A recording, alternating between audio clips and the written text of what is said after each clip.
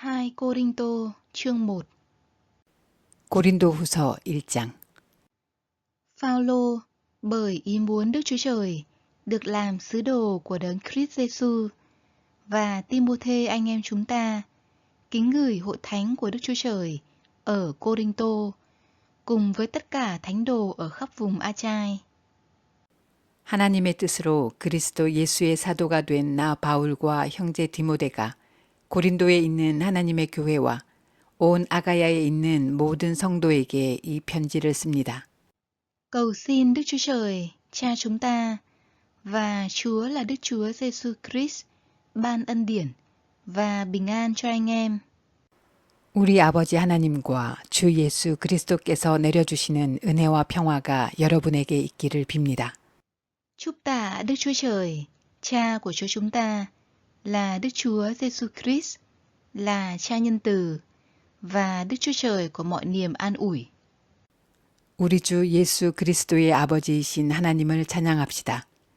그는 자비로우신 아버지시요 온갖 위로를 주시는 하나님이시요. Ngài an ủi chúng tôi trong mọi hoạn nạn, để chúng tôi có thể dùng chính sự an ủi mà Đức Chúa Trời đã an ủi chúng tôi, để an ủi những người khác trong bất cứ hoạn nạn nào họ gặp. 온갖 환난 가운데에서 우리를 위로하여 주시는 분이십니다.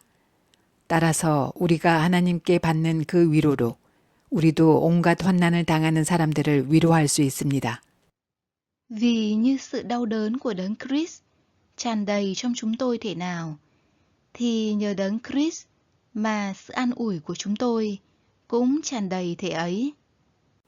그리스도의 고난이 우리에게 넘치는 것과 같이 그리스도로 말미암아 우리의 위로도 또한 넘칩니다. Nếu chúng tôi chịu hoạn nạn, ấy là để anh em được an ủi và được cứu rỗi, hoặc nếu chúng tôi được an ủi, ấy là để anh em được an ủi, là sự an ủi mà anh em kinh nghiệm được khi nhẫn nhục chịu đựng những đau đớn mà chúng tôi đã chịu. 우리가 환난을 당하는 것도 여러분이 위로와 구원을 받게 하려는 것이며 우리가 위로를 받는 것도 여러분이 위로를 받게 하려는 것입니다. 여러분은 이 위로로 우리가 당하는 것과 똑같은 고난을 견디어냅니다. Niềm hy vọng của chúng tôi nơi anh em thật vững chắc, vì biết rằng khi anh em dự phần trong sự đau đớn của chúng tôi, thì cũng sẽ được dự phần trong sự an ủi của chúng tôi. 우리가 여러분에게 거는 희망은 든든합니다. 여러분이 고난에 동참하는 것과 같이 위로에도 동참하고 있음을 우리는 알고 있습니다. Thưa anh em, tôi không muốn anh em không biết những hoạn nạn mà chúng tôi đã trải qua tại Asia. Chúng tôi bị đè nén quá mức, quá sức chịu đựng, đến nỗi không còn hy vọng sống. 형제 자매 여러분, 우리가 아시아에서 당한 환난을 여러분이 알기를 바랍니다. 우리는 힘에 겹게 너무 짓눌려서 마침내 살 희망마저 잃을 지경에 이르렀습니다. Chúng tôi cảm thấy như mình đã phải nhận án tử hình, nhưng điều này đã khiến chúng tôi không còn nhờ cậy vào chính mình nữa, mà tin cậy nơi Đức Chúa Trời, Đấng khiến kẻ chết sống lại. 우리는 이미 죽음을 선고받은 몸이라고 느꼈습니다.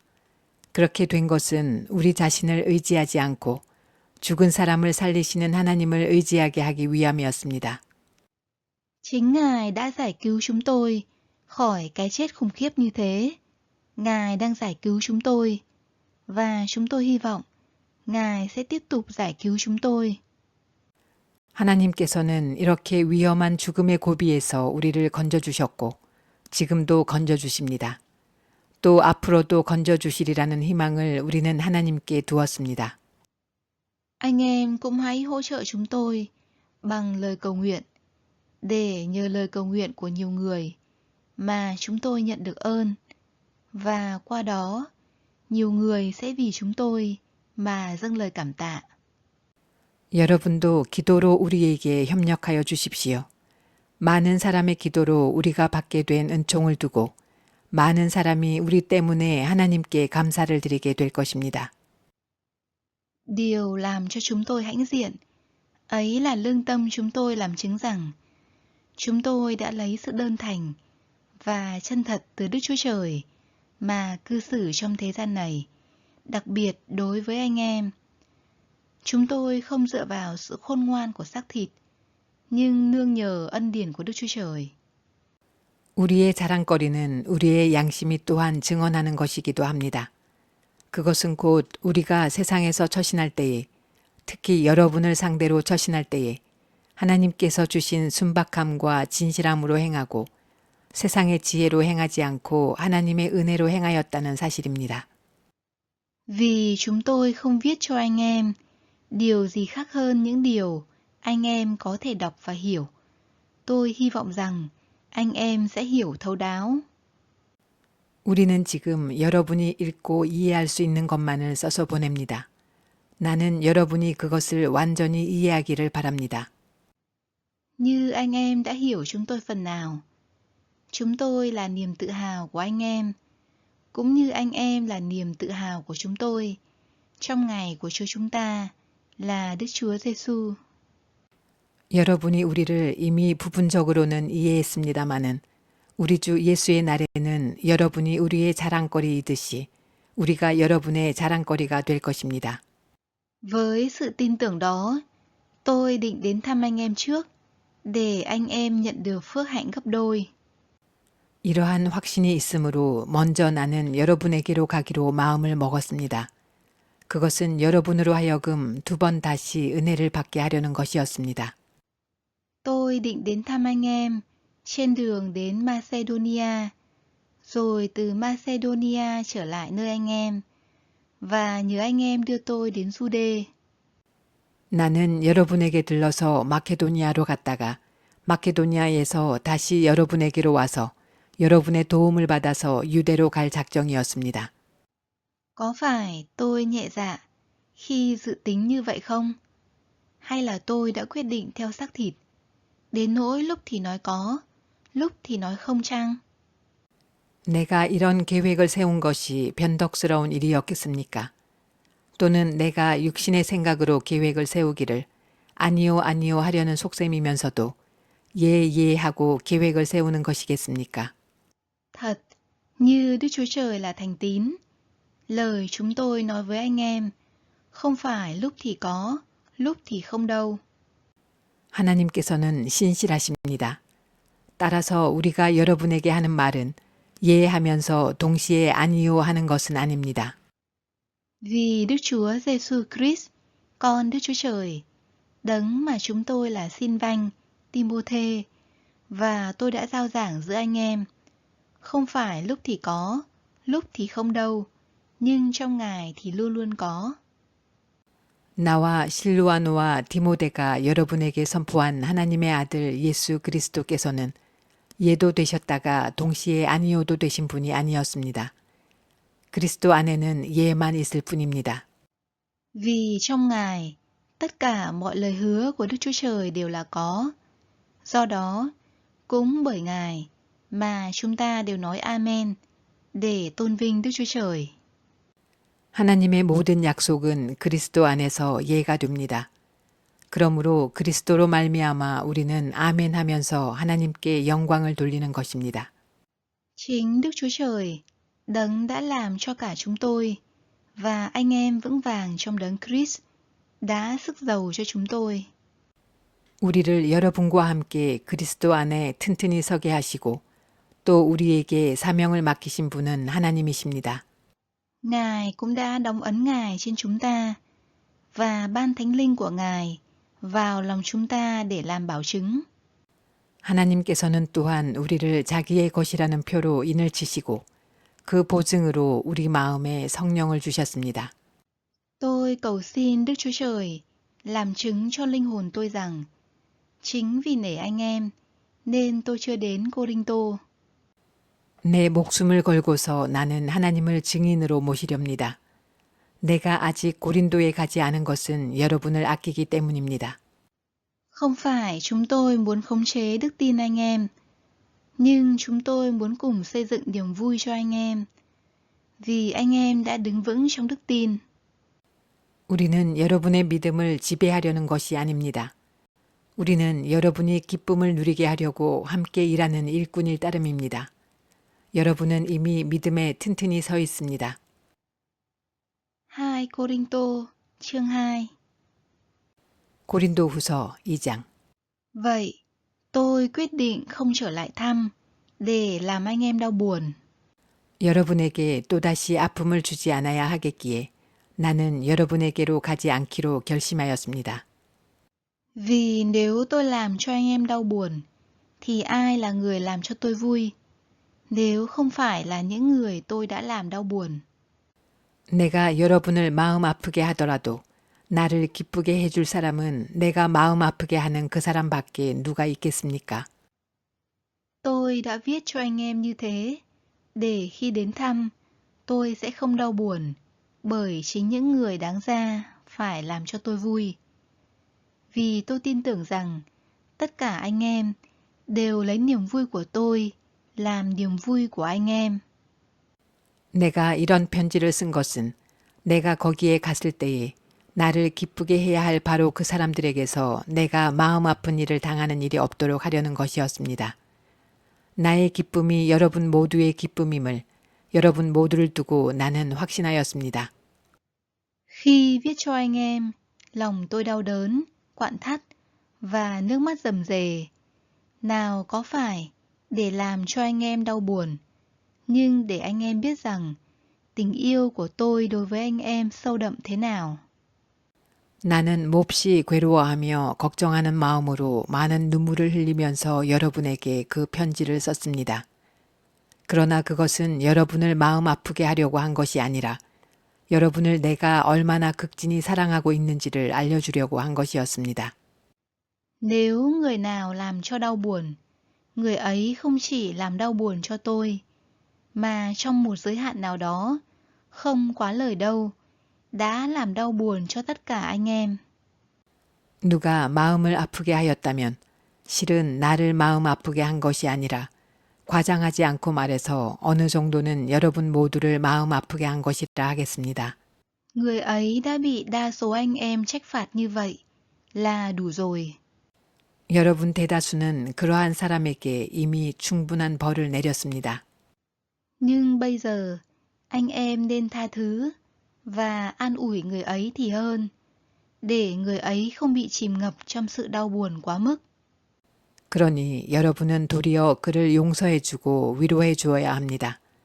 그 사람이 지나친 슬픔에 짓눌리는 일이 없도록 해야 합니다. Vậy, tôi nài xin anh em, hãy tỏ lòng yêu thương đối với người ấy. 그러므로 나는 여러분이 그에게 사랑을 나타내어 보이기를 권합니다. Sở dĩ tôi viết cho anh em là để thử xem anh em có vâng lời trong mọi việc không. 내가 그 편지를 쓴 것은 여러분이 모든 일에 순종하는지를 시험하여 알아보려는 것이었습니다. Nhưng anh em tha thứ cho ai, thì tôi cũng tha thứ. Còn nếu tôi tha thứ điều gì, thì cũng vì anh em mà tha thứ ở trước mặt đấng Christ. 여러분이 누구에게 무엇을 용서해 주면 나도 용서해 줍니다. 내가 용서한 경우가 있다면 그것은 그리스도 앞에서 여러분을 위하여 용서한 것입니다. Để Satan không lợi dụng chúng ta được, vì chúng ta không lạ gì các mưu đồ của nó. 그렇게 하여 우리가 사탄에게 속아 넘어가지 않으려 하였습니다. 우리는 사탄의 속셈을 모르는 것이 아닙니다. Khi tôi đến thành Troas để rao giảng tin lành của đấng Christ, dù Chúa đã mở cửa cho tôi tại đó, 내가 그리스도의 복음을 전하려고 드로아에 갔을 때에 주님께서 내게 거기에서 일할 수 있는 길을 열어주셨습니다. nhưng tôi chẳng an tâm vì không gặp được Tít, người anh em của tôi. Vậy, tôi đã từ giã những người ở đó để qua Macedonia. 그러나 나는 내 형제 디도를 만나지 못하여 마음이 편하지 않아서 그들과 작별하고 마케도니아로 갔습니다.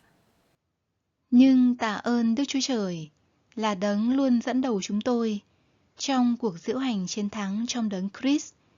Và qua chúng tôi, Ngài làm cho hương thơm về sự hiểu biết Ngài lan tỏa khắp nơi.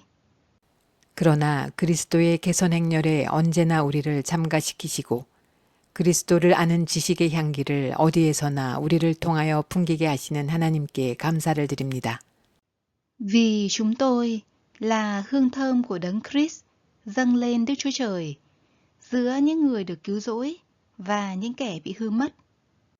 우리는 구원을 얻는 사람들 가운데서나 멸망을 당하는 사람들 가운데서나 하나님께 바치는 그리스도의 향기입니다. Đối với những người bị hư mất, chúng tôi là mùi sự chết, dẫn đến sự chết. Đối với những người được cứu rỗi, chúng tôi là mùi sự sống, dẫn đến sự sống. Ai là người đủ khả năng làm những việc này? 그러나 멸망을 당하는 사람들에게는 죽음에 이르게 하는 죽음의 냄새가 되고 구원을 얻는 사람들에게는 생명에 이르게 하는 생명의 향기가 됩니다. 이런 일을 누가 감당할 수 있겠습니까? Vì chúng tôi không buôn bán lời Đức Chúa Trời như nhiều người khác, nhưng là người được Đức Chúa Trời sai phái. Chúng tôi rao giảng một cách thành thật trong Đấng Christ trước mặt Đức Chúa Trời. 우리는 저 많은 사람들처럼 하나님의 말씀을 팔아서 먹고 살아가는 장사꾼이 아닙니다. 우리는 하나님께서 보내신 일꾼답게 진실한 마음으로 일하는 사람들입니다. 우리는 하나님이 보시는 앞에서 그리스도 안에서 말하는 것입니다. 2 Cô-rinh-tô chương 3. 고린도후서 3장. Có phải chúng tôi lại bắt đầu tự đề cao mình không? Hay như một số người khác, chúng tôi cần có thư giới thiệu với anh em, hoặc thư của anh em giới thiệu chúng tôi chăng? 우리가 이렇게 말하는 것이 우리 자신을 지켜 올리는 말을 늘어놓는 것입니까?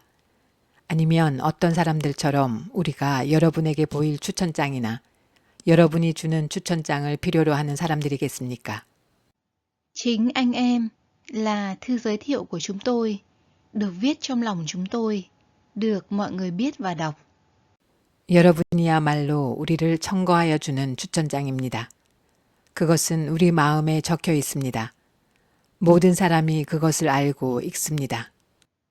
Thật rõ ràng, anh em là bức thư của Đấng Christ, được viết bởi chức vụ của chúng tôi, không phải viết bằng mực, mà bằng Thánh Linh của Đức Chúa Trời hằng sống. Không phải viết trên những bảng đá, mà trên những bảng lòng của con người. 여러분은 분명히 그리스도께서 쓰신 편지입니다. 우리는 그것을 작성하는 데에 봉사하였습니다. 그것은 먹물로 쓴 것이 아니라 살아계신 하나님의 영으로 쓴 것이요. 돌판에 쓴 것이 아니라 가슴판에 쓴 것입니다. Nhờ Đấng Christ, chúng tôi tin chắc như vậy đối với Đức Chúa Trời. 우리는 그리스도로 말미암아 하나님께 확신을 가지고 있으므로 이런 말을 합니다. Không phải chúng tôi có tài năng để nghĩ rằng mình có thể làm được gì, nhưng tài năng của chúng tôi đến từ Đức Chúa Trời. 우리가 이런 일을 할 수 있는 자격이 우리에게서 났다고 생각하지 않습니다. 우리의 자격은 하나님에게서 납니다. Chính Ngài đã ban cho chúng tôi khả năng phục vụ giao ước mới, không phải giao ước bằng chữ viết, mà là giao ước trong Thánh Linh. Vì văn tự đem lại sự chết, nhưng Thánh Linh ban cho sự sống. 하나님께서 우리에게 새 언약의 일꾼이 되는 자격을 주셨습니다.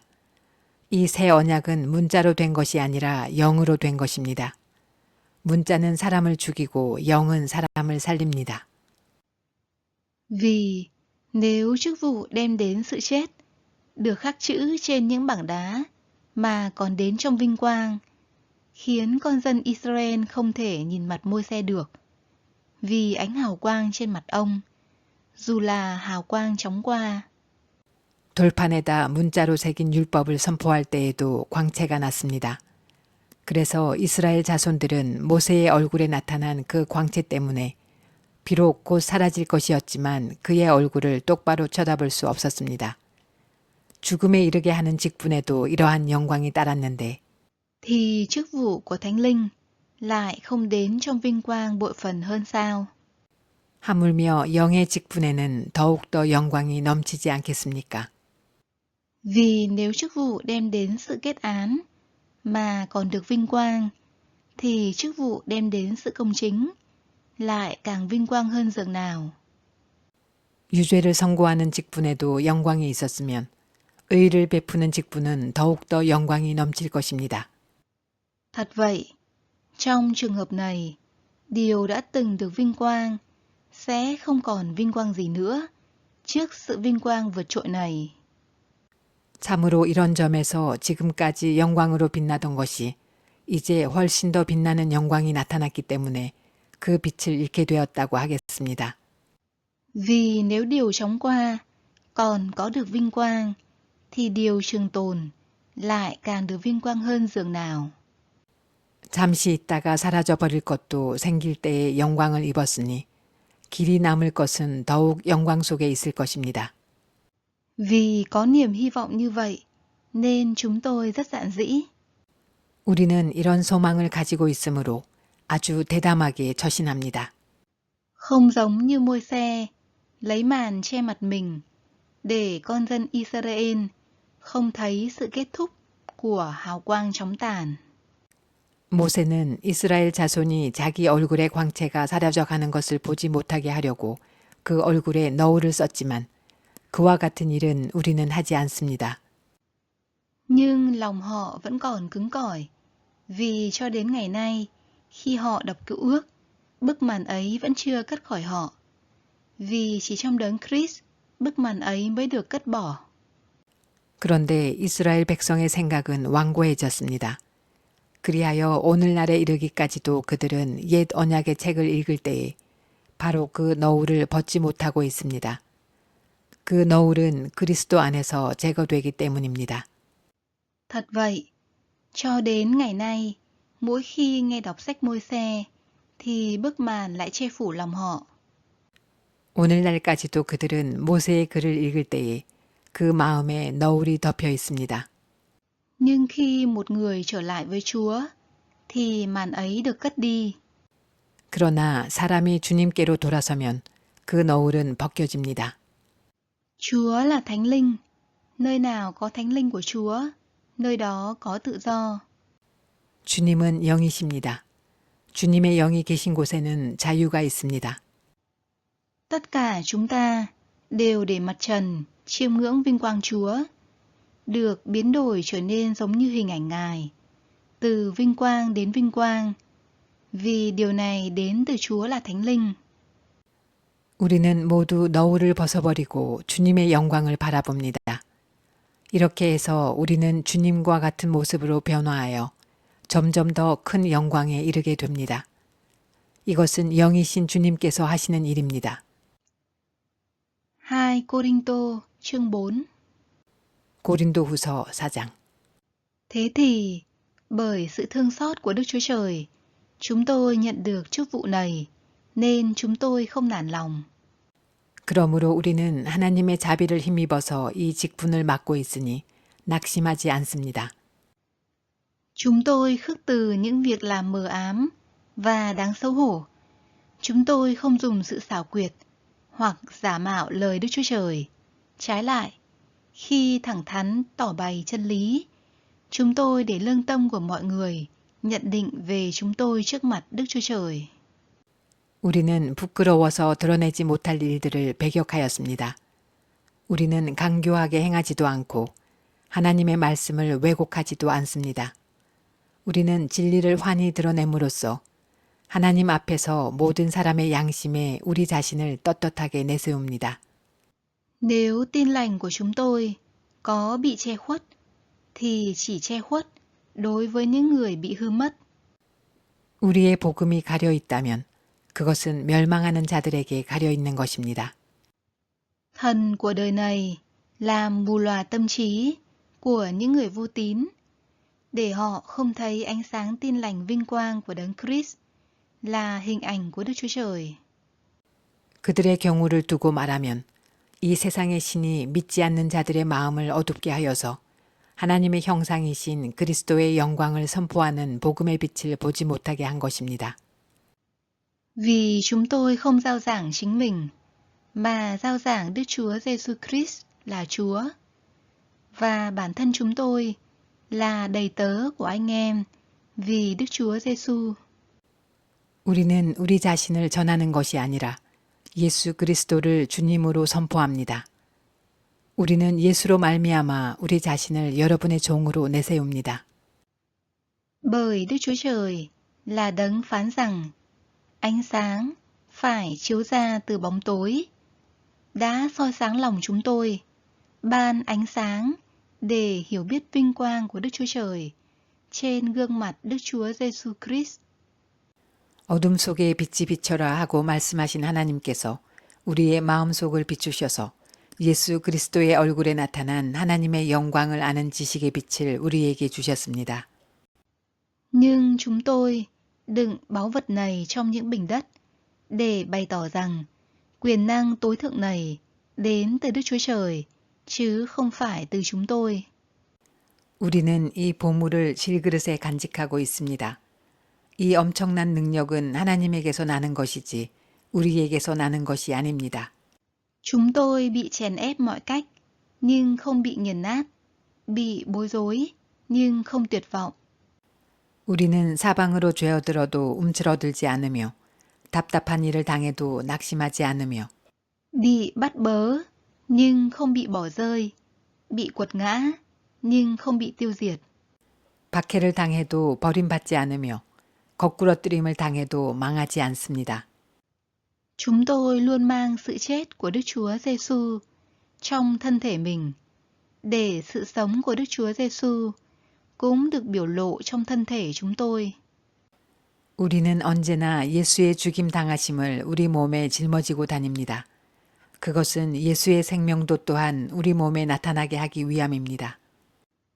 Bởi trong khi sống, chúng tôi thường bị nộp cho sự chết vì cớ Đức Chúa Giêsu, để cho sự sống của Đức Chúa Giêsu được biểu lộ trong thân thể hay chết của chúng tôi. 우리는 살아있으나 예수로 말미암아 늘 몸을 죽음에 내어 맡깁니다. 그것은 예수의 생명도 또한 우리의 죽을 육신에 나타나게 하기 위함입니다. Như vậy, sự chết hành động trong chúng tôi, còn sự sống thì hành động trong anh em. 그리하여 죽음은 우리에게서 작용하고 생명은 여러분에게서 작용합니다. Bởi có cùng một lòng tin, như lời đã chép, tôi đã tin nên tôi nói. Cũng vậy, chúng tôi tin nên mới nói. 성경에 기록하기를 나는 믿었다. 그러므로 나는 말하였다 하였습니다.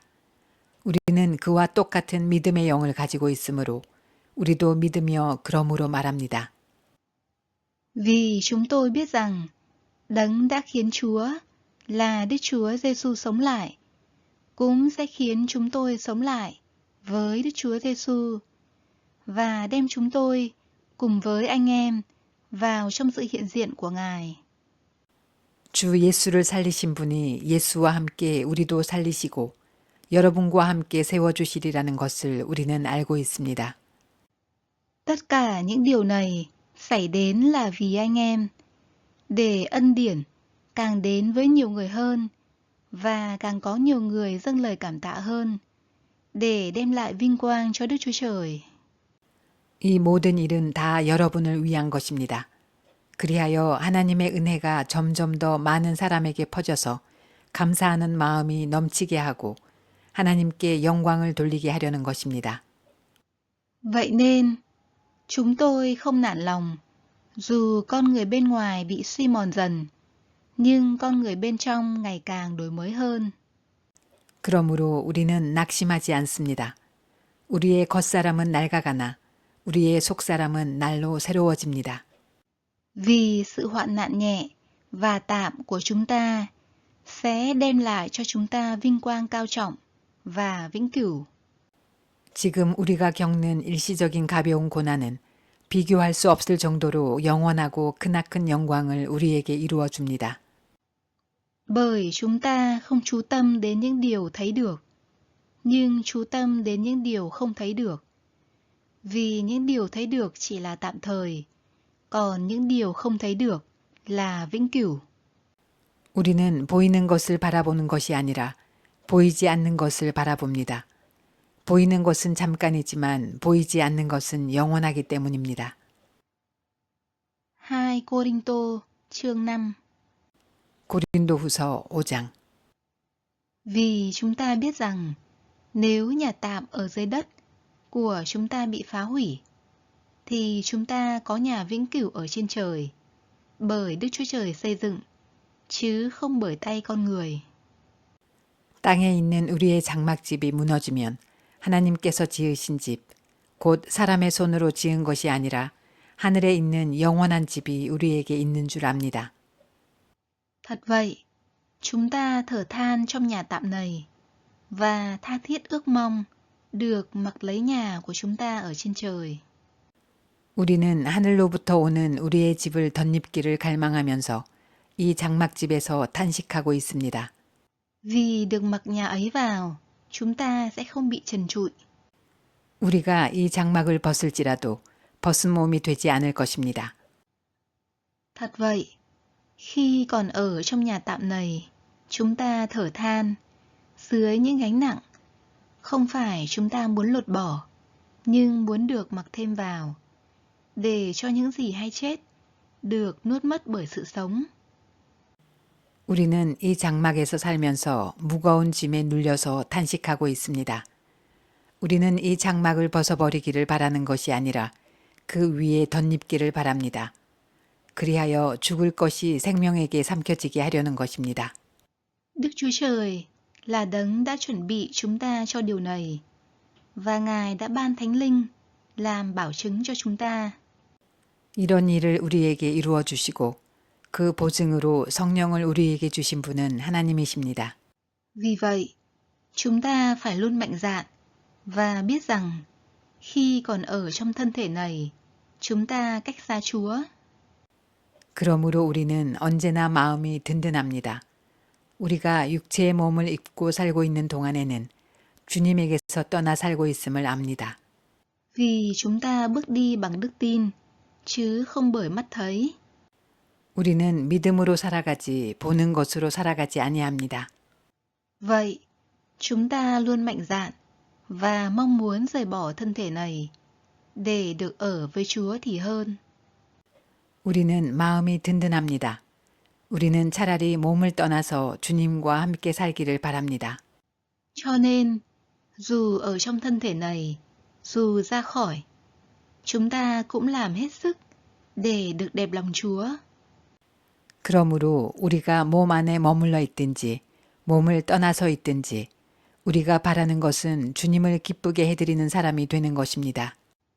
Vì tất cả chúng ta đều phải trình diện trước tòa án Đấng Christ để mỗi người nhận lãnh tùy theo điều thiện hoặc ác mình đã làm lúc còn trong thân xác. 우리는 모두 그리스도의 심판대 앞에 나타나야 합니다. 그리하여 각 사람은 선한 일이든지 악한 일이든지 몸으로 행한 모든 일에 따라 마땅한 보응을 받아야 합니다. Bởi vậy, do lòng kính sợ Chúa, chúng tôi cố thuyết phục những người khác. Đức Chúa Trời biết rõ chúng tôi, và tôi hy vọng lương tâm anh em cũng biết rõ chúng tôi. 그러므로 우리는 주님이 두려운 분이심을 알기에 사람들을 설득하려고 합니다. 우리는 이미 하나님 앞에서 환히 드러났습니다. 여러분의 양심에도 우리가 환히 드러나기를 바랍니다. Chúng tôi không tự đề cao mình với anh em một lần nữa, nhưng muốn dành cho anh em một cơ hội tự hào về chúng tôi, để anh em có thể đối đáp lại những người chỉ tự hào về vẻ bề ngoài, chứ không phải trong tâm hồn. 그렇다고 해서 또다시 우리가 우리 자신을 여러분에게 지켜 세우려는 것은 아닙니다. 우리는 여러분이 우리를 자랑할 수 있는 근거를 여러분에게 드리려는 것입니다. 그래서 속에는 자랑할 것이 없으면서도 겉으로만 자랑하는 사람들에게 여러분이 대답할 말을 가지게 하려는 것입니다. Vì nếu chúng tôi cuồng nhiệt, ấy là vì Đức Chúa Trời. Nếu chúng tôi có điềm tĩnh, ấy là vì anh em. 우리가 미쳤다고 하면 하나님께 미친 것이요. 정신이 온전하다고 하면 여러분을 두고 온전한 것입니다.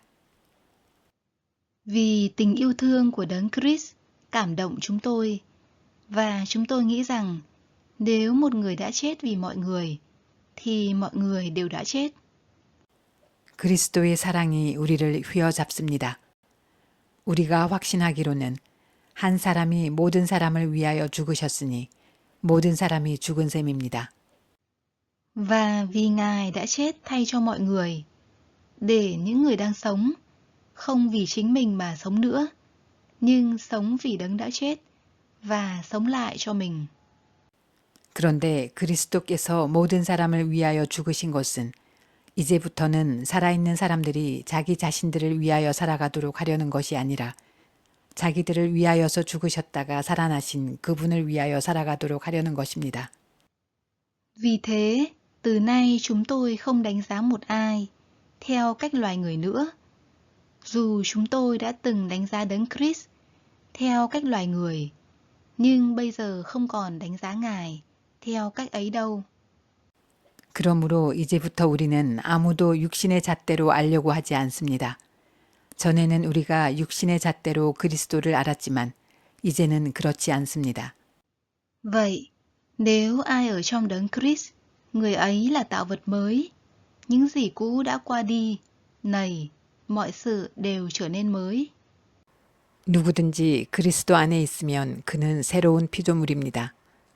옛것은 지나갔습니다. 보십시오, 새 것이 되었습니다. Mọi điều đó đến từ Đức Chúa Trời. Đấng đã cho chúng ta được hòa giải với Ngài qua Đấng Christ và giao cho chúng tôi chức vụ hòa giải. 이 모든 것은 하나님에게서 났습니다. 하나님께서는 그리스도를 내세우셔서 우리를 자기와 화해하게 하시고 또 우리에게 화해의 직분을 맡겨주셨습니다.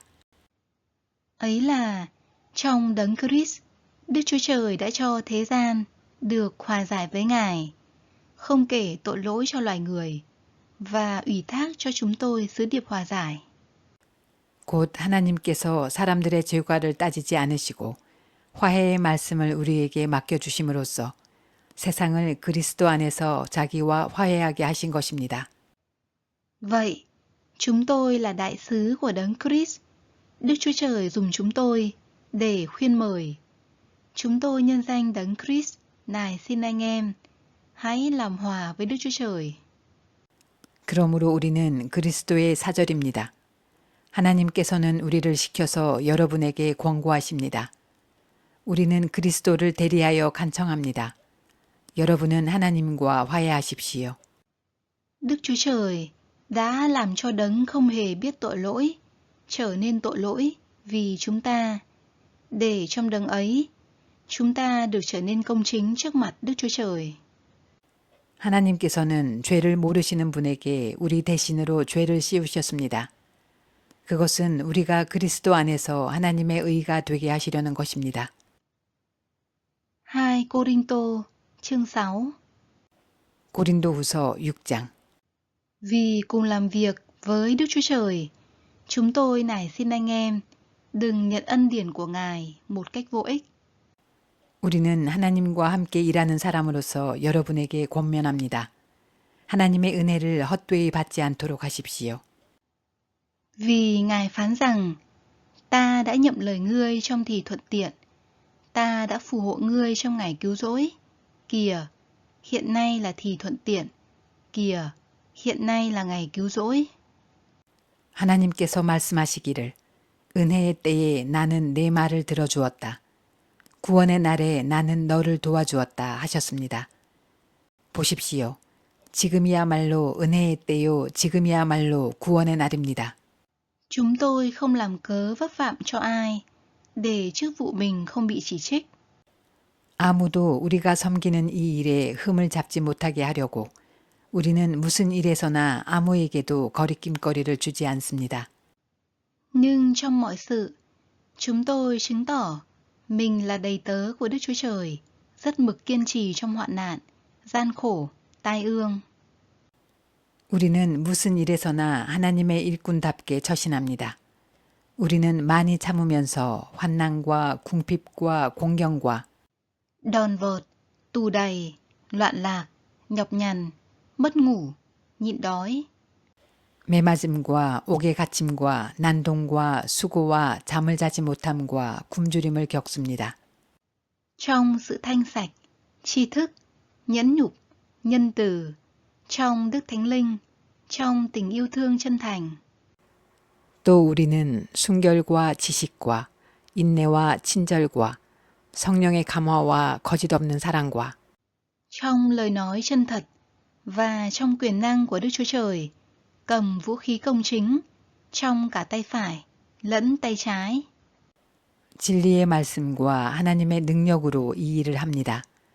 우리는 오른손과 왼손에 의의 무기를 들고 Dù vinh hay nhục, dù mang tiếng xấu hay được tiếng tốt, chúng tôi bị đối xử như những kẻ lừa đảo, nhưng lại là người chân thật. 영광을 받거나 수치를 당하거나 비난을 받거나 칭찬을 받거나 그렇게 합니다. 우리는 속이는 사람 같으나 진실하고 Bị xem như những kẻ xa lạ, nhưng lại được mọi người biết đến. Bị xem như gần chết, nhưng thật, chúng tôi vẫn sống. Xem như bị hình phạt, nhưng không bị giết chết. 이름 없는 사람 같으나 유명하고 죽는 사람 같으나 보십시오 살아 있습니다. 징벌을 받는 사람 같으나 죽임을 당하는 데까지는 이르지 않고 Xem như buồn bã, nhưng luôn vui mừng. Xem như nghèo thiếu, nhưng lại làm cho nhiều người giàu có. Xem như không có gì, nhưng lại có tất cả. 근심하는 사람 같으나 항상 기뻐하고 가난한 사람 같으나 많은 사람을 부유하게 하고 아무것도 가지지 않은 사람 같으나 모든 것을 가진 사람입니다. Thưa anh em tại Cô-rinh-tô, chúng tôi thật lòng nói với anh em, lòng chúng tôi rộng mở. 고린도 사람 여러분, 우리는 여러분에게 숨김없이 말하였습니다. 우리는 마음을 넓혀 놓았습니다. Chúng tôi không hẹp hòi đối với anh em, nhưng chính lòng anh em hẹp hòi. 우리가 여러분을 옹졸하게 만드는 것이 아니라 여러분의 마음이 옹졸한 것입니다. Hãy đối xử với chúng tôi như chúng tôi đối xử với anh em. Tôi nói với anh em như nói với con cái mình. Anh em cũng hãy mở rộng lòng mình. 나는 자녀들을 타이르듯이 말합니다. 보답하는 셈으로 여러분도 마음을 넓히십시오. Chớ mang ách chung với những kẻ chẳng tin, vì công chính và gian ác có kết hợp nhau được chăng? Ánh sáng và bóng tối có dung hòa nhau được chăng? 믿지 않는 사람들과 멍에를 함께 매지 마십시오. 정의와 불의가 어떻게 짝하며 빛과 어둠이 어떻게 사귈 수 있겠습니까? Đấng Christ và Belial có hòa hợp được chăng? Hai người tin có phần gì chung với người không tin chăng? 그리스도와 빌리알이 어떻게 화합하며 믿는 자가 믿지 않는 자와 더불어 함께 차지할 몫이 무엇이며 Có thể nào hòa hợp đền thờ của Đức Chúa Trời với các thần tượng không? Vì chúng ta là đền thờ của Đức Chúa Trời hàng sống, như chính Đức Chúa Trời đã phán. Ta sẽ sống trong họ và đi lại giữa họ. Ta sẽ làm Đức Chúa Trời của họ và họ sẽ làm dân ta. 하나님의 성전과 우상이 어떻게 일치하겠습니까? 우리는 살아계신 하나님의 성전입니다. 그것은 하나님께서 말씀하신 바와 같습니다. 내가 그들 가운데서 살며 그들 가운데로 다닐 것이다. 나는 그들의 하나님이 되고 그들은 내 백성이 될 것이다. Vì vậy, Chúa phán, hãy ra khỏi chúng nó, hãy phân rẽ khỏi chúng nó. Đừng đá động đến đồ ô uế, thì ta sẽ tiếp nhận các ngươi. 그러므로 너희는 그들 가운데서 나오너라. 그들과 떨어져라. 부정한 것을 만지지 말아라. 나 주가 말한다. 그리하면 내가 너희를 영접할 것이다. Ta sẽ làm cha các ngươi sẽ làm con trai, con gái ta. Chúa toàn năng phán vậy. 그리하여 나는 너희의 아버지가 되고 너희는 내 자녀가 될 것이다. 나 전능한 주가 말한다. 2 Cô-rinh-tô chương 7. 고린도후서 7장. Thưa anh em yêu dấu, vì có những lời hứa này, chúng ta hãy thanh tẩy chính mình khỏi mọi vết nhơ của thể xác và tâm linh, cũng hãy làm cho sự thánh hóa được trọn vẹn trong niềm kính sợ Đức Chúa Trời. 그러므로 사랑하는 여러분, 우리에게는 이러한 약속이 있으니 육과 영의 모든 더러움에서 떠나서 자신을 깨끗하게 하며 하나님을 두려워하는 가운데 온전히 거룩하게 됩시다. Hãy dành cho chúng tôi một chỗ trong lòng anh em. Chúng tôi đã không xử bất công với ai, không làm thiệt hại ai, không lợi dụng ai. 여러분은 마음을 넓혀서 우리를 받아주십시오. 우리는 아무에게도 부당한 일을 한 적이 없고 아무도 망친 적이 없고 아무도 속여서 빼앗은 일이 없습니다. Tôi không nói điều này để lên án anh em, vì trước đây tôi đã nói rằng anh em luôn ở trong lòng tôi, cùng chết cùng sống với nhau. 여러분을 책망하려고 내가 이런 말을 하는 것이 아닙니다. 내가 전에도 말하였거니와 여러분은 우리 마음속에 자리 잡고 있어서 죽어도 같이 죽고 살아도 같이 살 것입니다. Tôi rất tin tưởng anh em và rất tự hào về anh em. Tôi được tràn ngập niềm an ủi và chan chứa niềm vui giữa mọi hoạn nạn. 나는 여러분에게 큰 신뢰를 두고 있으며 여러분을 매우 자랑스럽게 생각합니다. 우리의 온갖 환난 가운데서도 나에게는 위로가 가득하고 기쁨이 넘칩니다. Vì khi đến Macedonia, thể xác chúng tôi chẳng được an nghỉ chút nào. Khốn khó vây quanh chúng tôi, tranh chiến bên ngoài, sợ hãi bên trong. 우리가 마케도니아에 이르렀을 때에도 우리의 육체는 조금도 쉬지 못하였습니다. 우리는 여러 가지로 환난을 겪었습니다. 밖으로는 싸움이 있었고 안으로는 두려움이 있었습니다. Nhưng Đức Chúa Trời, đấng an ủi kẻ ngã lòng, đã an ủi tôi khi sai tít đến. 그러나 시리에 빠진 사람을 위로해 주시는 하나님께서는 디도를 돌아오게 하심으로써 우리를 위로해 주셨습니다. Không chỉ bởi việc tít đến mà thôi, nhưng còn bởi sự an ủi mà anh ấy đã nhận từ nơi anh em nữa. Anh ấy đã nói với chúng tôi về sự mong đợi, nỗi lo buồn và lòng nhiệt thành của anh em dành cho tôi, khiến tôi càng vui mừng hơn nữa. 그가 돌아온 것으로만이 아니라 그가 여러분에게서 받은 위로로 우리는 위로를 받았습니다. 여러분이 나를 그리워하고 내게 잘못한 일을 뉘우치고 또 나를 열렬히 변호한다는 소식을 그가 전해줄 때에 나는 더욱더 기뻐하였습니다. Nếu bức thư của tôi có làm cho anh em đau buồn, thì tôi cũng không hối tiếc, mà nếu trước đó tôi có hối tiếc, vì tôi thấy bức thư ấy đã làm cho anh em đau buồn, dù chỉ trong ít lâu. 내가 그 편지로 여러분의 마음을 아프게 했더라도 나는 후회하지 않습니다. 그 편지가 잠시나마 여러분의 마음을 아프게 했다는 것을 알고서 후회하기는 하였지만 Thì bây giờ tôi lại vui mừng. Tôi vui không phải vì anh em đã đau buồn, mà vì sự đau buồn của anh em đã đem lại sự ăn năn. Thật, anh em đã đau buồn theo ý Đức Chúa Trời. Như thế, chúng tôi không gây thiệt hại gì cho anh em cả. 지금은 기뻐합니다. 그것은 여러분이 아픔을 당했기 때문이 아니라 아픔을 당함으로써 회개에 이르게 되었기 때문입니다. 여러분이 하나님의 뜻에 맞게 아파하였으니 결국 여러분은 우리로 말미암아 손해를 본 것은 없습니다. Vì sự đau buồn theo ý Đức Chúa Trời sinh ra sự ăn năn để được cứu rỗi. Điều này không có gì phải hối tiếc. Nhưng sự đau buồn theo thế gian thì dẫn đến sự chết. 하나님의 뜻에 맞게 마음 아파하는 것은 회개를 하게 하여 구원에 이르게 함으로 후회할 것이 없습니다. 그러나 세상 일로 마음 아파하는 것은 죽음에 이르게 합니다. Vậy, anh em hãy xem, sự đau buồn theo ý Đức Chúa Trời đã sinh ra trong anh em lòng nhiệt thành như thế nào. Không những thế, mà cả sự cố gắng thanh minh, phẫn nộ, sợ sệt, mong đợi, sốt sắng, sửa phạt nữa. Anh em đã chứng tỏ cho mọi người rằng mình không có lỗi trong việc đó. 보십시오. 하나님의 뜻에 맞게 마음 아파함으로써 여러분에게 얼마나 많은 변화가 일어났습니까?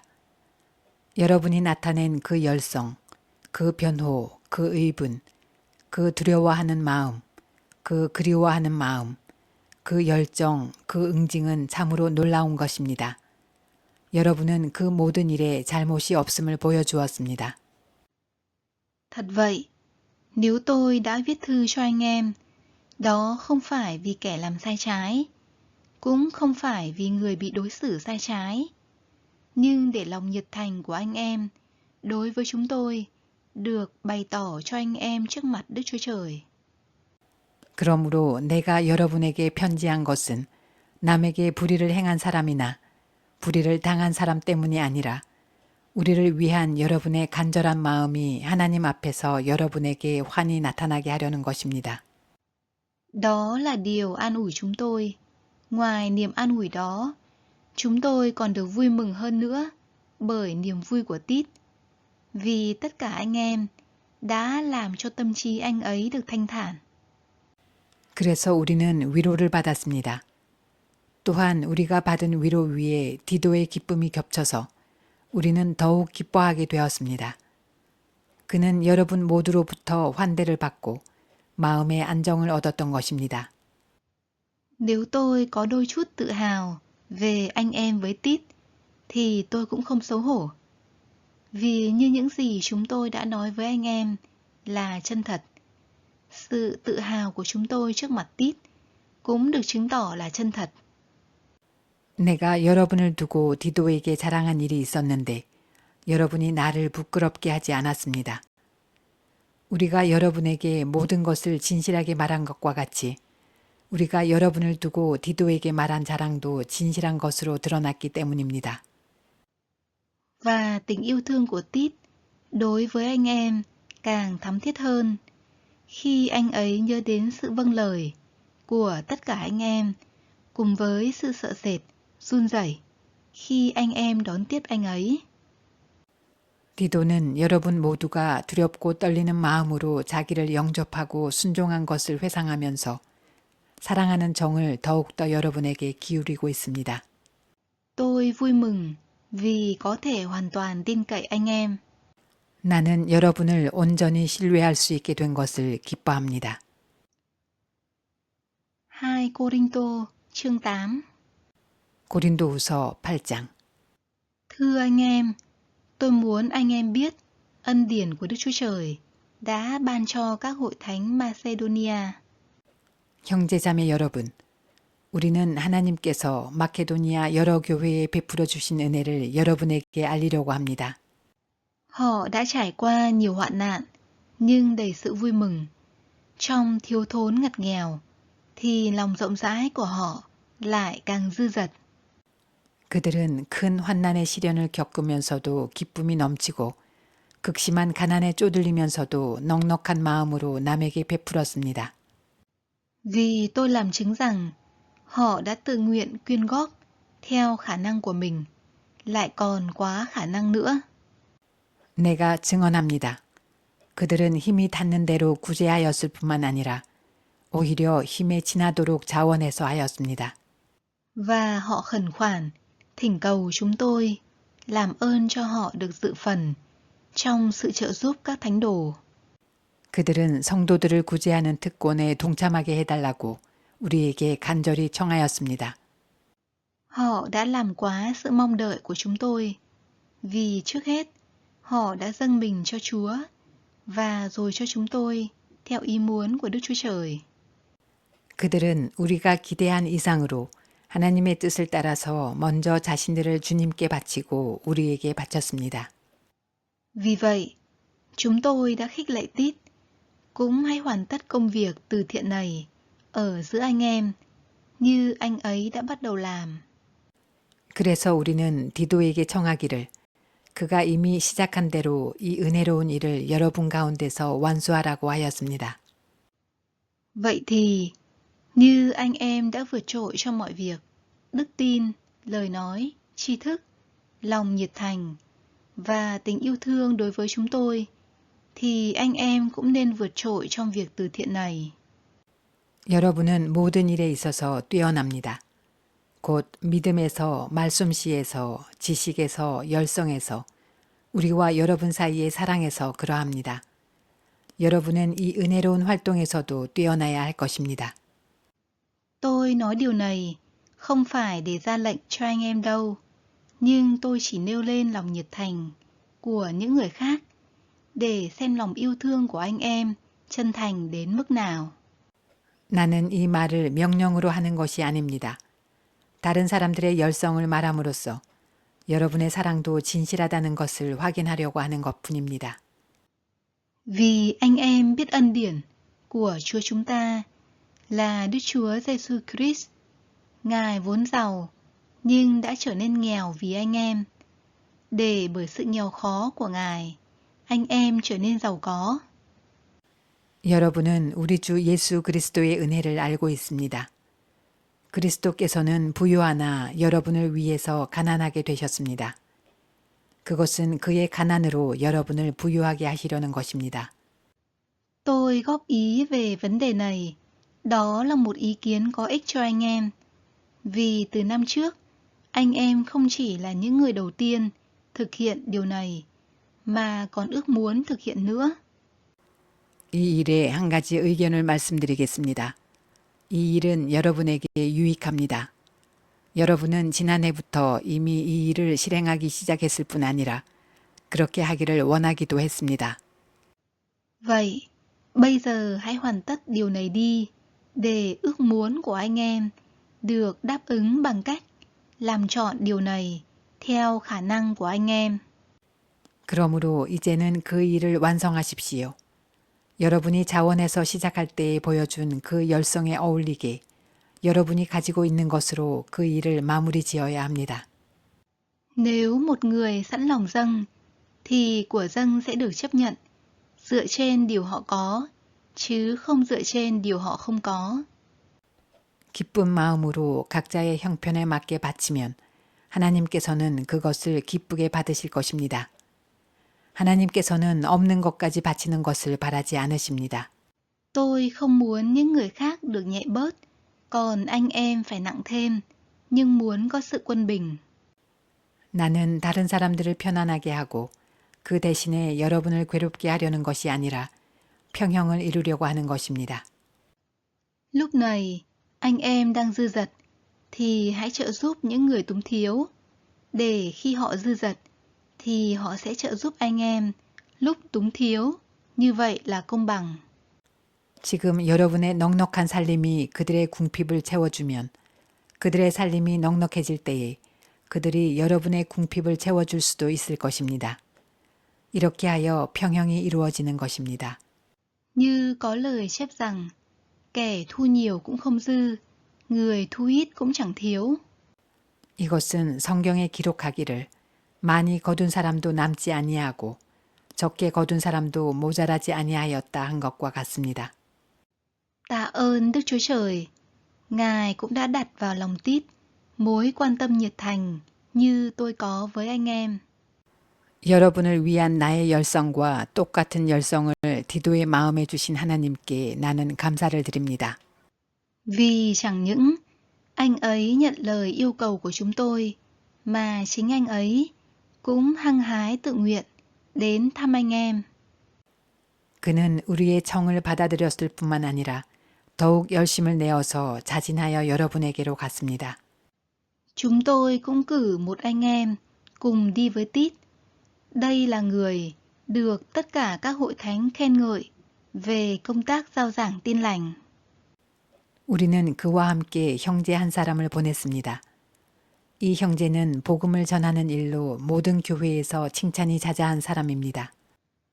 Không những thế, người ấy cũng được các hội thánh chỉ định đi với chúng tôi trong công tác từ thiện này, là công việc mà chúng tôi đang tiến hành vì vinh quang của chính Chúa và để biểu lộ lòng nhiệt thành của chúng tôi. 그뿐만 아니라 그는 여러 교회가 우리의 여행 동반자로 뽑아 세운 사람이며 우리가 수행하고 있는 이 은혜로운 일을 돕는 사람입니다. 우리는 주님의 영광을 드러내고 우리의 좋은 뜻을 이루려고 이 일을 합니다. Chúng tôi thận trọng để tránh bất cứ lời than phiền nào về cách sử dụng số tiền quyên góp lớn lao này. 우리가 맡아서 봉사하고 있는 이 많은 헌금을 두고 아무도 우리를 비난하지 못하게 하려고 우리는 조심합니다. Vì chúng tôi cố gắng làm điều tốt đẹp, chẳng những ở trước mặt Chúa, mà cả trước mặt người ta nữa. 우리는 주님 앞에서뿐만 아니라 사람들 앞에서도 좋은 일을 바르게 하려고 합니다. Chúng tôi cũng cử một anh em chúng tôi cùng đi với họ. Đây là người chúng tôi đã thử nghiệm nhiều lần và thấy có lòng nhiệt thành trong nhiều vấn đề. Nhưng hiện nay, anh ấy càng nhiệt thành hơn nữa vì anh ấy rất tin tưởng anh em. 우리는 그들과 함께 또 형제 한 사람을 보냈습니다. 그가 모든 일에 열성이 있음을 우리는 여러 번 확인하였습니다. 지금 그는 여러분을 크게 신뢰하고 있으므로 더욱더 열심을 내고 있을 것입니다. Về phần Tít, anh ấy là người đồng sự và là người cùng cộng tác với tôi để giúp đỡ anh em.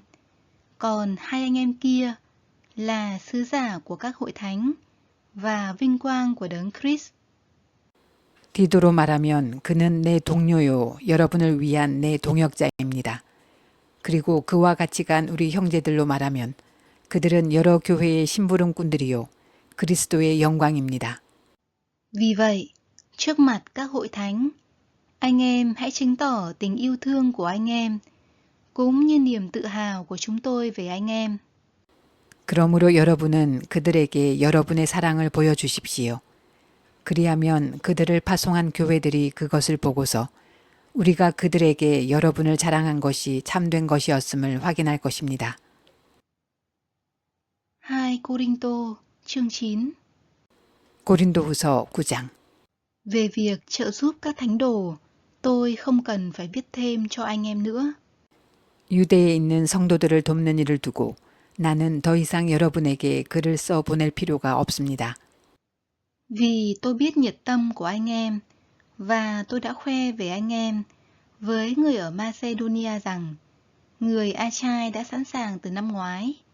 Lòng nhiệt thành của anh em đã dục dã nhiều người. 여러분의 열성을 내가 알고 있기 때문입니다. 나는 마케도니아 사람들에게 아가야에서는 지난해부터 준비가 되어 있다 하고 자랑하고 있습니다. 여러분의 열성을 듣고서 많은 사람이 분발하였습니다. Nhưng tôi đã phái các anh em này đi để niềm tự hào của chúng tôi về anh em không trở thành vô ích và để anh em có thể sẵn sàng như lời tôi đã nói. 내가 이 형제들을 보낸 것은 우리가 이 일로 여러분을 자랑한 것이 헛된 말이 되지 않게 하려는 것이고 내가 말한 대로 여러분이 준비하고 있게 하려는 것입니다. Kẻo khi những người Macedonia cùng đến với tôi thấy anh em không sẵn sàng thì chúng tôi, nếu không muốn nói là cả anh em nữa, sẽ bị xấu hổ vì đã tin tưởng như thế. 혹시 마케도니아 사람들이 나와 함께 그리로 가서 여러분이 준비하고 있지 않은 것을 보게 되면 여러분은 말할 것도 없고 우리가 이런 확신을 가진 것 때문에 부끄러움을 당하지 않을까 하고 염려합니다. Vì vậy, tôi nghĩ cần phải thúc giục vài người đến chỗ anh em trước và chuẩn bị sẵn phần quyên góp mà anh em đã hứa để việc quyên góp này được sẵn sàng như một tặng phẩm tự nguyện chứ không do ép buộc. 그러므로 나는 그 형제들에게 청하여 나보다 먼저 여러분에게로 가서 여러분이 전에 약속한 선물을 준비해 놓게 하는 것이 필요하다고 생각하였습니다. 이렇게 해서 이 선물은 마지못해서 낸 것이 아니라 기쁜 마음으로 마련한 것이 됩니다. Hãy nhớ rằng ai gieo ít thì gặt ít, ai gieo nhiều thì gặt nhiều. 요점은 이러합니다. 적게 심는 사람은 적게 거두고 많이 심는 사람은 많이 거둡니다.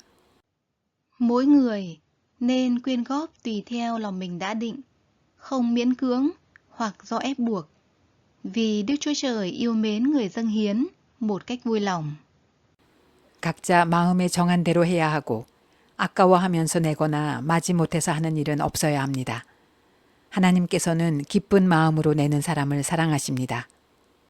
Đức Chúa Trời có quyền ban cho anh em ân điển sung mãn để đáp ứng mọi nhu cầu của anh em, lại còn có dư dật để làm mọi việc lành. 하나님께서는 여러분에게 온갖 은혜가 넘치게 하실 수 있습니다. 그러함으로 여러분은 모든 일에 언제나 쓸 것을 넉넉하게 가지게 되어서 온갖 선한 일을 얼마든지 할 수 있습니다. Như có chép rằng, người ban phát rộng rãi, giúp đỡ kẻ nghèo khó, sự công chính của người tồn tại mãi mãi. 이것은 성경에 기록한 바 그가 가난한 사람들에게 아낌없이 뿌려주셨으니 그의 의가 영원히 있다 한 것과 같습니다. Đấng cung cấp hạt giống cho người gieo và bánh làm thức ăn sẽ cung cấp hạt giống cho anh em và làm cho sinh sôi nảy nở, cũng sẽ gia tăng bông trái công chính của anh em.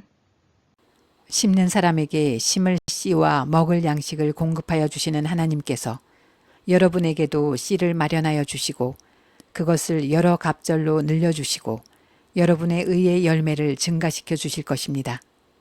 Anh em sẽ được phong phú trong mọi sự để làm mọi việc từ thiện, để qua chúng ta, người ta sẽ cảm tạ Đức Chúa Trời. 하나님께서 여러분을 모든 일에 부유하게 하심으로 여러분이 후하게 헌금을 하게 될 것입니다. 우리가 여러분의 헌금을 전달하면 많은 사람이 하나님께 감사를 드리게 될 것입니다. Vì sự trợ giúp này không những đáp ứng nhu cầu của các thánh đồ, mà còn khiến nhiều người cảm tạ Đức Chúa Trời nữa. 여러분이 수행하는 이 봉사의 일은 성도들의 궁핍을 채워줄 뿐만 아니라 많은 사람들로 하여금 하나님께 감사를 넘치게 드리게 할 것입니다.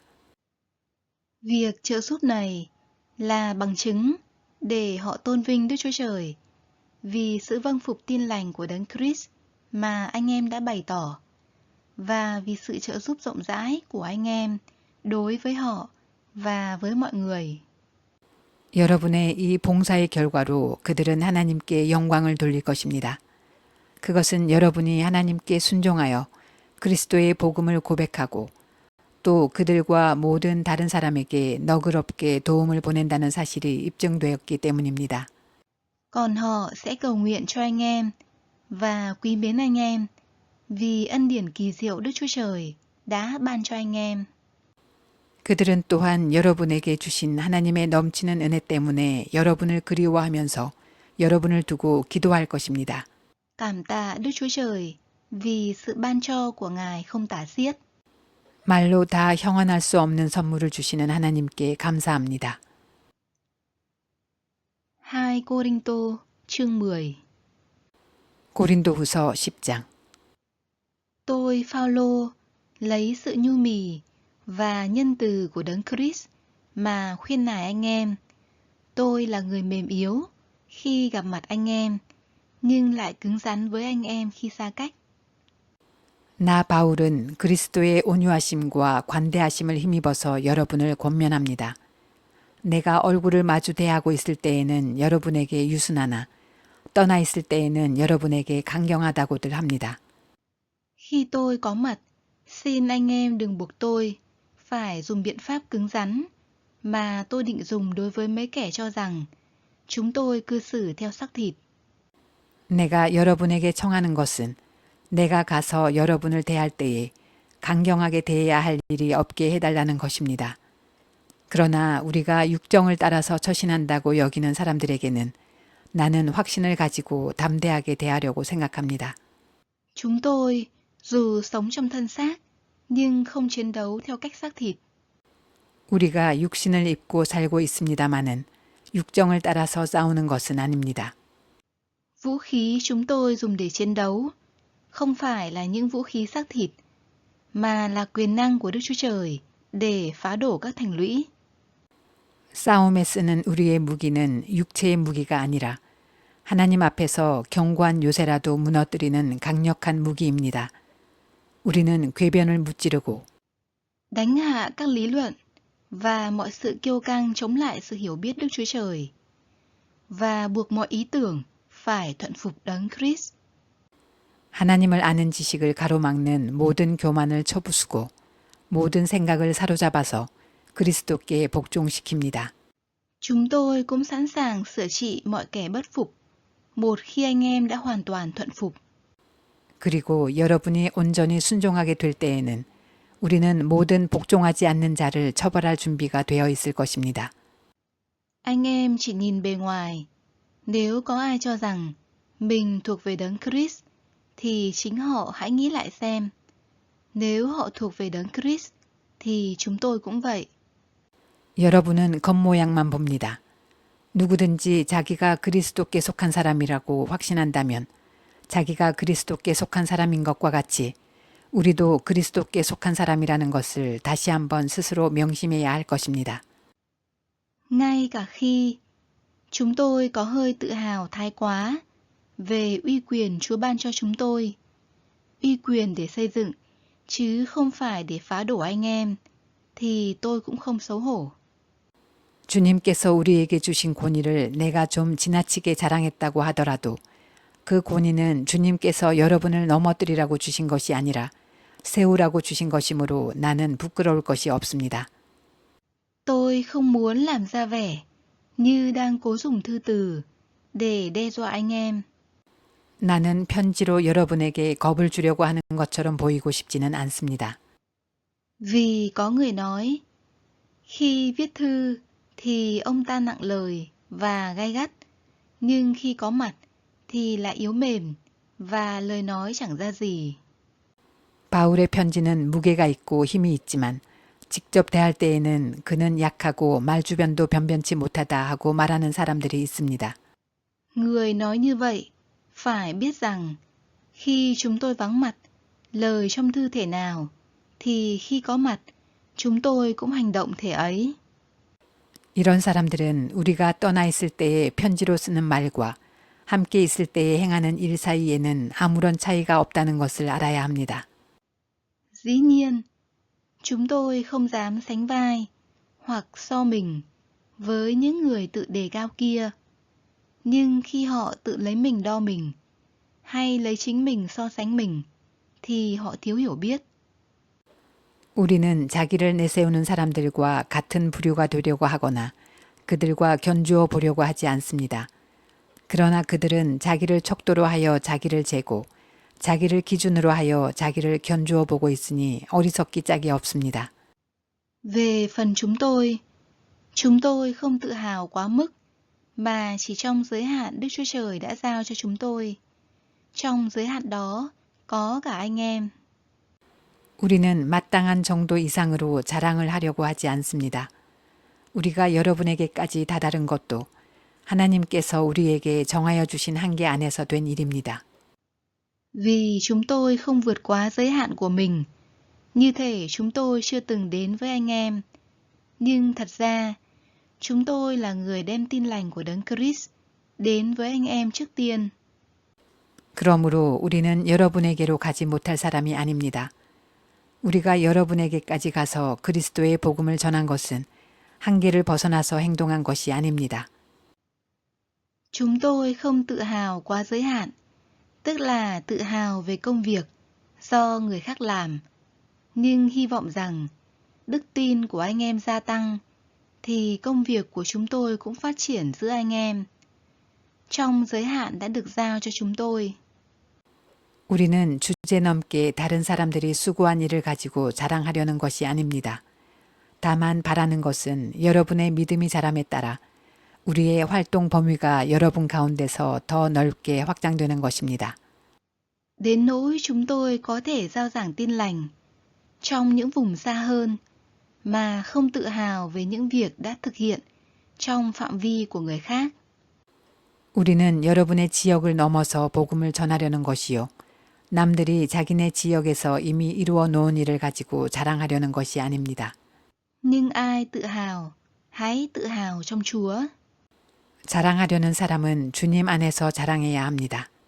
Vì không phải ai tự đề cao mình là được chấp nhận, nhưng là người được Chúa đề cao. 참으로 인정을 받는 사람은 스스로 자기를 내세우는 사람이 아니라 주님께서 내세워 주시는 사람입니다. 2 Cô-rinh-tô chương 11. 고린도후서 11장. Ước gì anh em chịu đựng sự điên rồ của tôi một chút. Phải, anh em nên chịu đựng. 여러분은 내가 좀 어리석은 말을 하더라도 용납해 주시기 바랍니다. 꼭 나를 용납해 주십시오. Vì anh em, tôi ghen với cái ghen của Đức Chúa Trời. Bởi tôi đã gả anh em cho một người chồng duy nhất, trình diện anh em như một trinh nữ tinh khiết cho đấng Christ. 나는 하나님께서 보여주신 열렬한 관심으로 여러분을 두고 몹시 마음을 씁니다. 나는 여러분을 순결한 처녀로 그리스도께 드리려고 여러분을 한 분 남편 되실 그리스도와 약혼시켰습니다.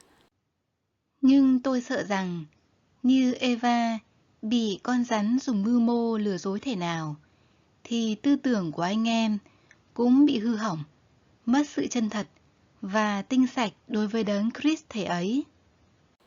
그러나 내가 두려워하는 것은 뱀이 그 간사한 꾀로 하와를 속인 것과 같이 여러분의 생각이 부패해서 여러분이 그리스도께 대한 진실함과 순결함을 저버리게 되지나 않을까 하는 것입니다.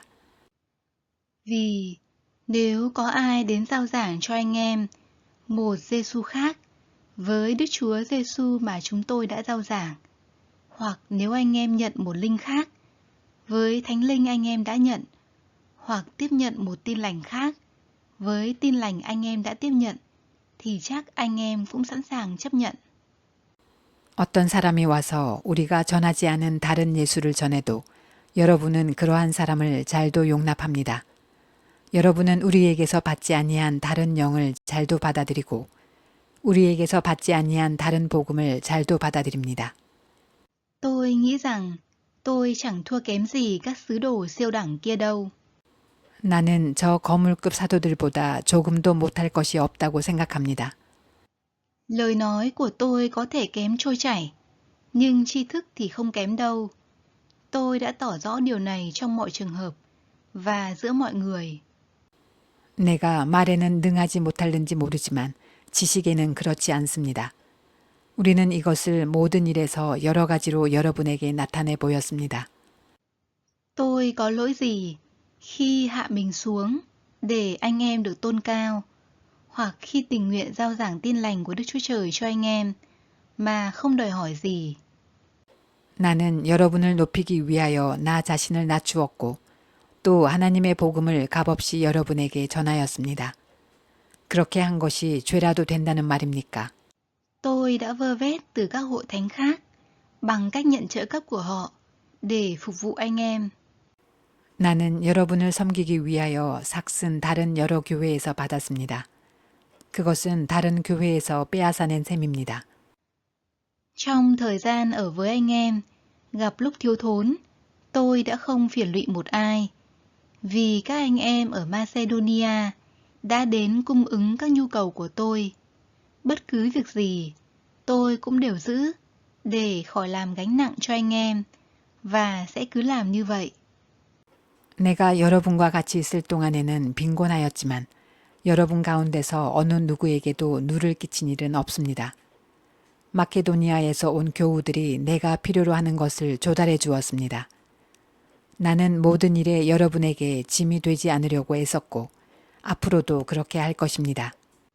Cũng như chân lý của đấng Christ ở trong tôi, không một ai trong các khu vực Asia này có thể làm cho tôi thôi tự hào về điều này. 내 안에 있는 그리스도의 진실을 걸고 말합니다마는 아가야 지방에서는 아무도 나의 이런 자랑을 막지 못할 것입니다. Tại sao vậy? Vì tôi không yêu thương anh em chăng? Có Đức Chúa Trời biết. 내가 왜 이렇게 한다고 생각하십니까? 내가 여러분을 사랑하지 않기 때문입니까? 내가 여러분을 사랑한다는 것은 하나님께서 알고 계십니다. Nhưng điều tôi đang làm, tôi sẽ tiếp tục làm, để loại bỏ cơ hội của những kẻ tìm cơ hội khoe khoang rằng họ cũng như chúng tôi. 나는 지금 하고 있는 대로 앞으로도 하겠습니다. 그것은 자기네가 자랑하는 일에서 우리와 똑같은 방식으로 일을 한다는 인정을 받을 기회를 찾고 있는 사람들에게서 그러한 기회를 잘라 없애기 위함입니다. Vì những kẻ như vậy là sứ đồ giả, những kẻ làm công lừa dối, mạo làm sứ đồ của đấng Christ. 이런 사람들은 거짓 사도요, 속이는 일꾼들이요, 그리스도의 사도로 가장하는 자들입니다. Nào có lạ gì, ngay cả Satan cũng mạo làm thiên sứ sáng láng. 그러나 놀랄 것은 없습니다. 사탄도 빛의 천사로 가장합니다. Vì vậy, những đầy tớ của nó mạo làm đầy tớ của sự công chính, thì cũng chẳng lạ gì. Kết cuộc của chúng sẽ nhận hậu quả xứng với việc chúng đã làm. 그렇다면 사탄의 일꾼들이 의의 일꾼으로 가장한다고 해서 조금도 놀랄 것이 없습니다. 그들의 마지막은 그들이 행한 대로 될 것입니다. Tôi nhắc lại, đừng ai nghĩ tôi là kẻ điên rồ. Nhưng nếu anh em đã nghĩ vậy, thì hãy chấp nhận tôi như kẻ điên rồ, để tôi cũng được tự hào đôi chút. 거듭 말하지만 아무도 나를 어리석은 사람으로 생각하지 마십시오. 그러나 여러분이 나를 어리석은 사람으로 생각하려거든 어리석은 사람으로 받아주어서 나도 좀 자랑하게 놓아두십시오. Điều tôi đang nói không phải là những gì Chúa muốn tôi nói, nhưng nói như một kẻ điên rồ, đầy tin tưởng tự hào. 지금 내가 하는 말은 주님의 지시를 따라 하는 말이 아니라 어리석음에 빠져서 자랑하기를 이렇게 장담하는 사람처럼 어리석게 하는 말입니다. Vì có nhiều kẻ tự hào theo lối xác thịt, thì tôi cũng sẽ tự hào. 많은 사람이 육신의 일을 가지고 자랑하니 나도 자랑해 보겠습니다. Vì anh em cho mình là những người khôn ngoan, lại vui lòng chịu đựng những kẻ điên rồ.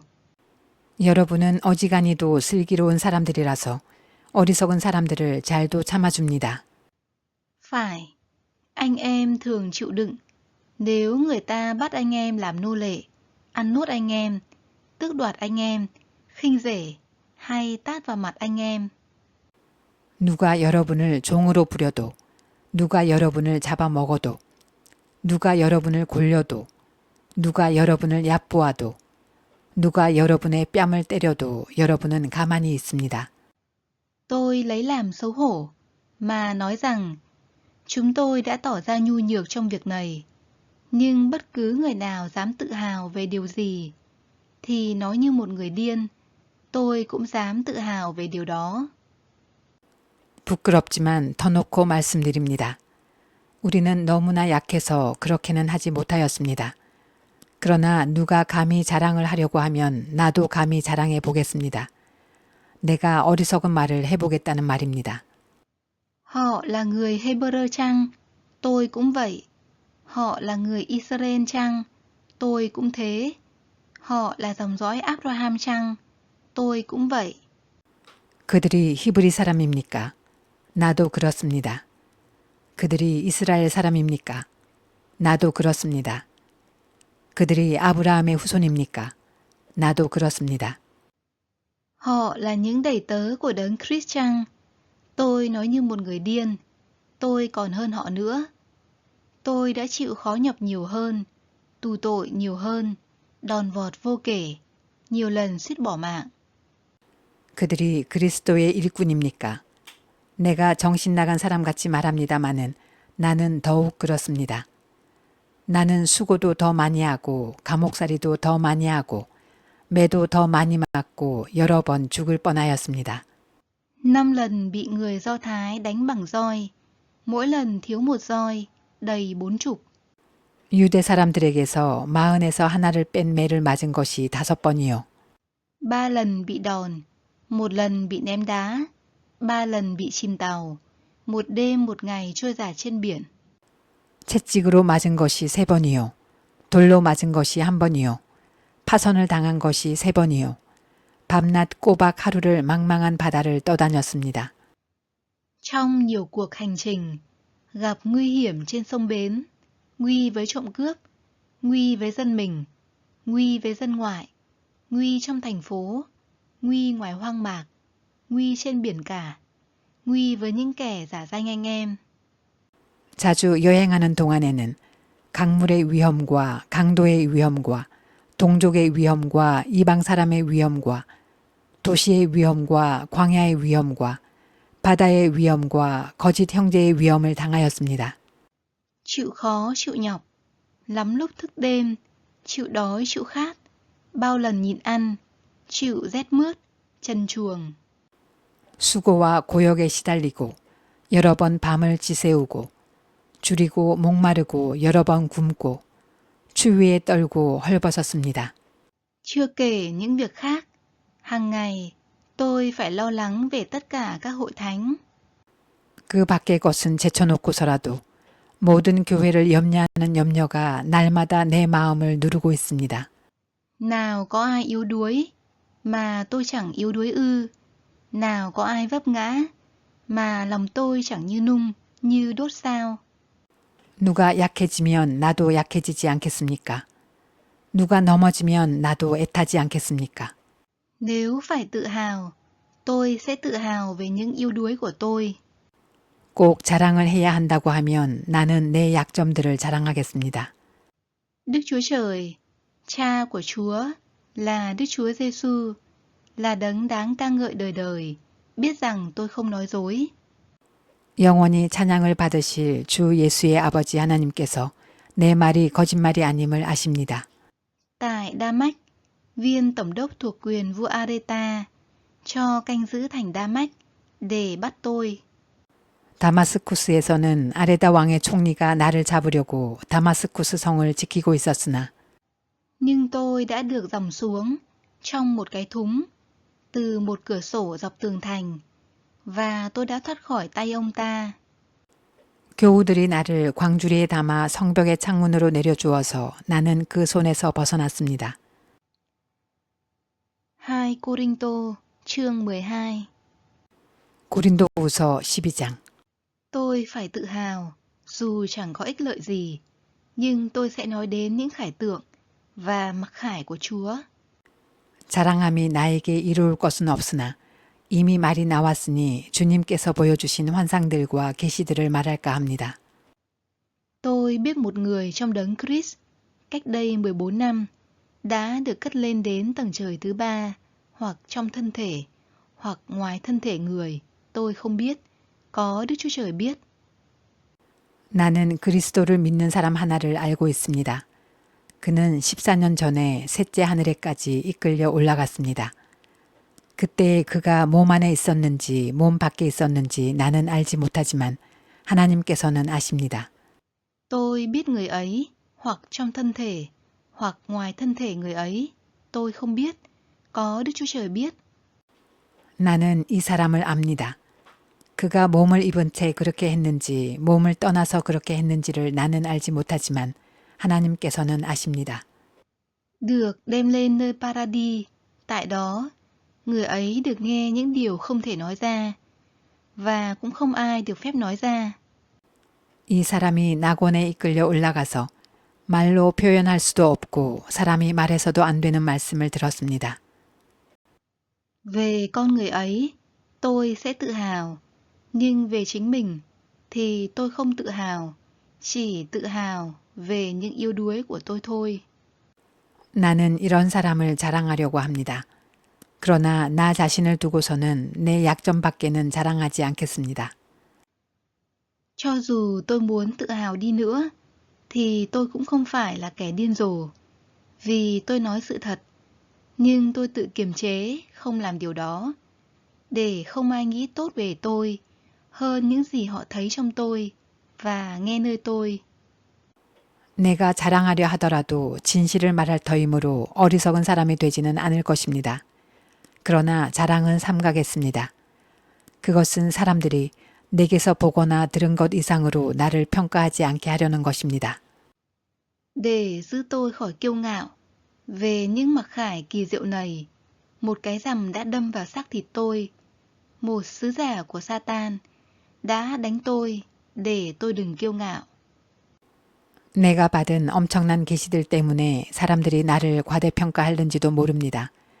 그러므로 내가 교만하게 되지 못하도록 하나님께서 내 몸에 가시를 주셨습니다. 그것은 사탄의 하수인이라고 할 수 있는데 그것으로 나를 치셔서 나로 하여금 교만해지지 못하게 하시려는 것이었습니다. Đã 3 lần tôi cầu nguyện xin Chúa cho nó lìa xa tôi. 나는 이것을 내게서 떠나게 해달라고 주님께 3번이나 간청하였습니다. Nhưng Chúa phán, ân điển ta đầy đủ cho con, vì sức mạnh của ta trở nên trọn vẹn trong sự yếu đuối. Vì vậy, tôi rất vui mừng tự hào về những yếu đuối của tôi, để sức mạnh của Đấng Christ ở trong tôi. 그러나 주님께서는 내게 이렇게 말씀하셨습니다. 내 은혜가 내게 족하다. 내 능력은 약한 데서 완전하게 된다.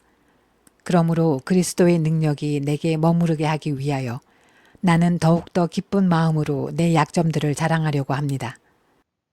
Cho nên, vì cớ Đấng Christ, tôi vui chịu sự yếu đuối, sỉ nhục, túng ngặt, bắt bớ, khốn khó.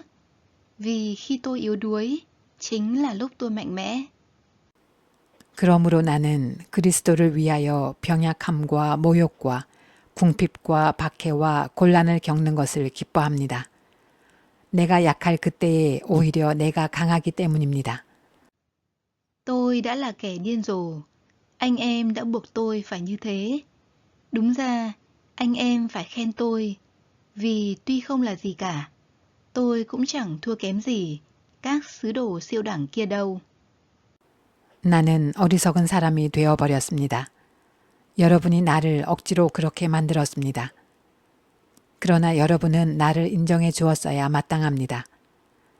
내가 비록 보잘것없는 사람일지라도 저 우두머리 사도들보다 부족한 것이 하나도 없습니다. Những dấu hiệu của một sứ đồ đã được thể hiện giữa anh em rồi. Nào là sự chịu đựng, nào là các dấu lạ, các phép màu và các việc quyền năng. 나는 여러분 가운데서 일일이 참고 견디면서 놀라운 일과 기적을 표징으로 삼아 사도가 된 표징을 행하였습니다. Vì ngoài việc chính tôi không phiền lụy đến anh em, thì anh em có thua kém gì các hội thánh khác. Xin thứ lỗi cho tôi về sự thiếu công bằng này. 내가 여러분에게 폐를 끼치지 않았다는 것을 제외하고 여러분이 다른 교회들보다 못난 점이 무엇입니까? 이렇게 한 것이 불공평한 처사라고 하면 용서하여 주시기 바랍니다. Đây là lần thứ 3 tôi sẵn sàng đến thăm anh em. Tôi cũng sẽ không phiền lụy đến anh em đâu. Vì tôi không tìm kiếm của cải của anh em, mà là tìm kiếm chính anh em. Thật vậy, không phải con cái phải tích trữ của cải cho cha mẹ, mà cha mẹ tích trữ cho con cái. 지금 나는 이렇게 세 번째로 여러분에게로 갈 준비가 되어 있습니다. 그러나 여러분에게 폐를 끼치는 일은 하지 않겠습니다. 내가 구하는 것은 여러분의 재물이 아니라 바로 여러분입니다.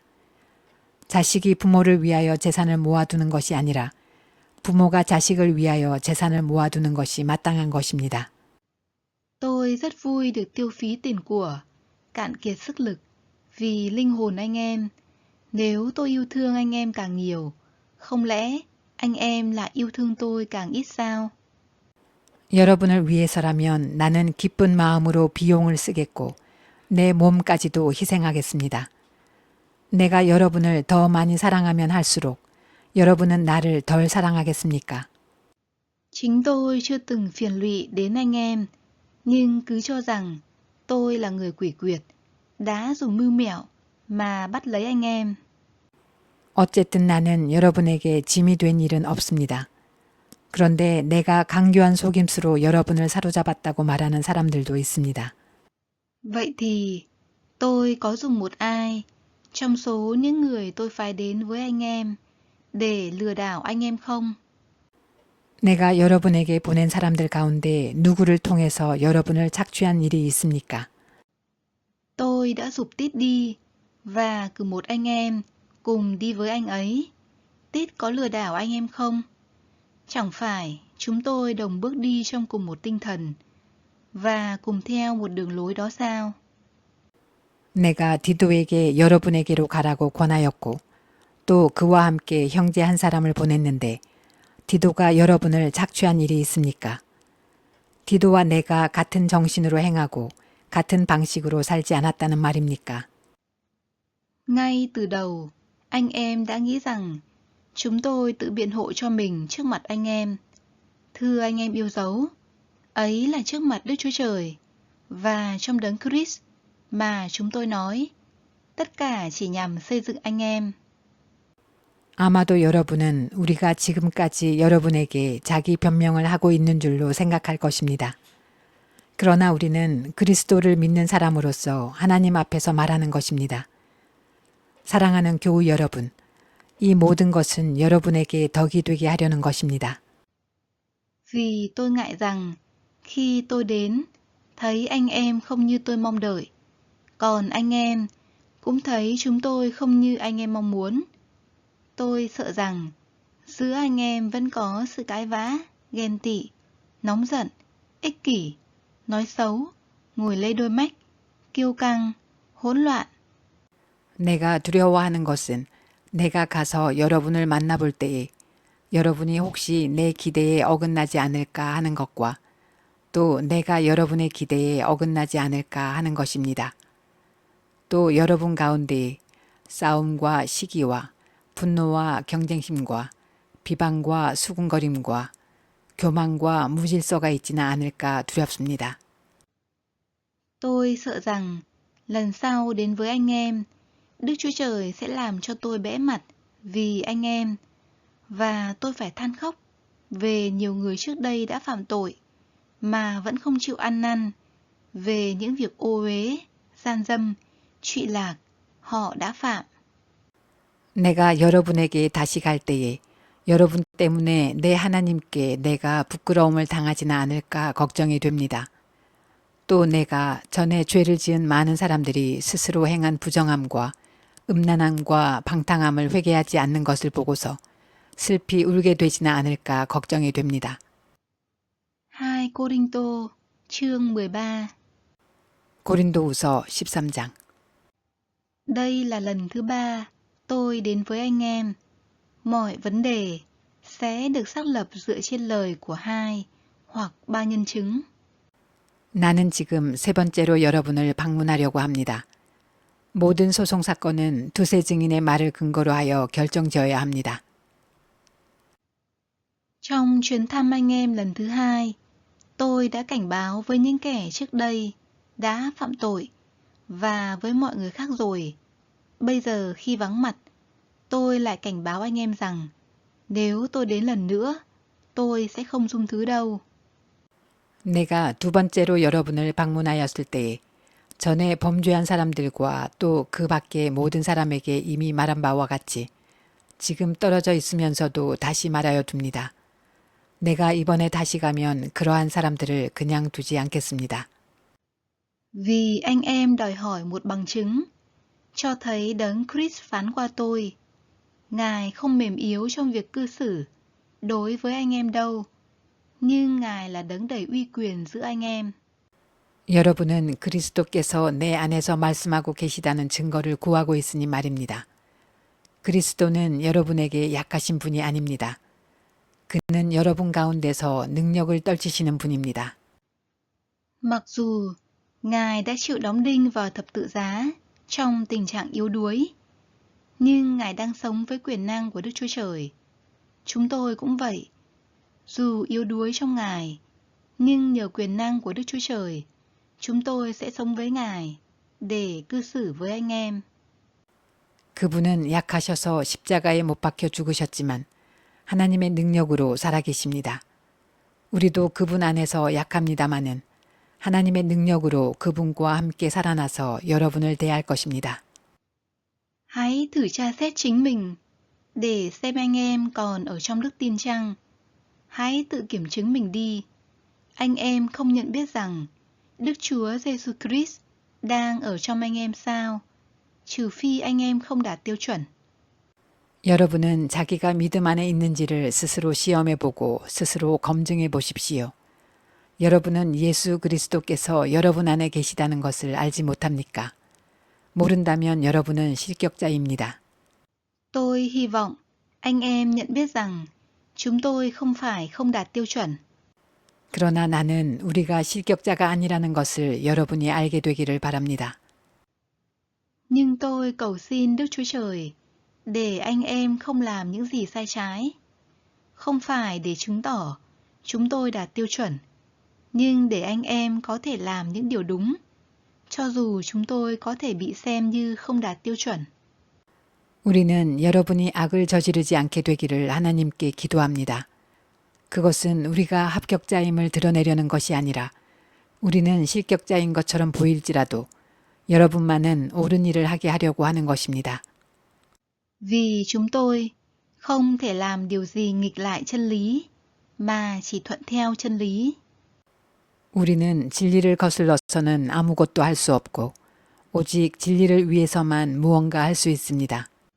Chúng tôi vui mừng vì khi chúng tôi yếu đuối, anh em vẫn mạnh mẽ. Điều chúng tôi cầu xin, ấy là anh em đạt đến sự trọn vẹn. 우리는 약하더라도 여러분이 강하면 그것으로 우리는 기뻐합니다. 우리는 여러분이 완전하게 되기를 기도합니다. Vậy nên, khi vắng mặt, tôi viết điều này để khi có mặt, tôi khỏi phải sử dụng một cách nghiêm khắc thẩm quyền mà Chúa đã ban cho tôi, là thẩm quyền để xây dựng, chứ không phải để phá đổ. 내가 떠나 있는 동안에 이렇게 편지를 하는 것은 내가 가서 주님께서 주신 권한을 가지고 사건들을 처리할 때에 너무 엄하게 대할 필요가 없게 하려는 것입니다. 이 권위는 여러분을 넘어뜨리라고 주신 것이 아니라 세우라고 주신 것입니다. Cuối cùng, thưa anh em, hãy vui mừng lên, hãy cố gắng đạt đến sự trọn vẹn, hãy khích lệ nhau, hãy đồng một tâm trí, hãy sống thuận hòa, thì Đức Chúa Trời của tình yêu thương và bình an sẽ ở cùng anh em. 끝으로 말합니다. 형제 자매 여러분, 기뻐하십시오. 온전하게 되기를 힘쓰십시오. 서로 격려하십시오. 같은 마음을 품으십시오. 화평하게 지내십시오. 그리하면 사랑과 평화의 하나님께서 여러분과 함께 하실 것입니다. Hãy lấy cái hôn thánh mà chào nhau. Tất cả thánh đồ chào thăm anh em. 거룩한 입맞춤으로 서로 인사하십시오. 모든 성도가 여러분에게 무난합니다. Nguyện xin ân điển của Chúa là Đức Chúa Giêsu Christ, tình yêu thương của Đức Chúa Trời và sự tương giao của Đức Thánh Linh ở với tất cả anh em. 주 예수 그리스도의 은혜와 하나님의 사랑과 성령의 사귐이 여러분 모두와 함께하기를 빕니다.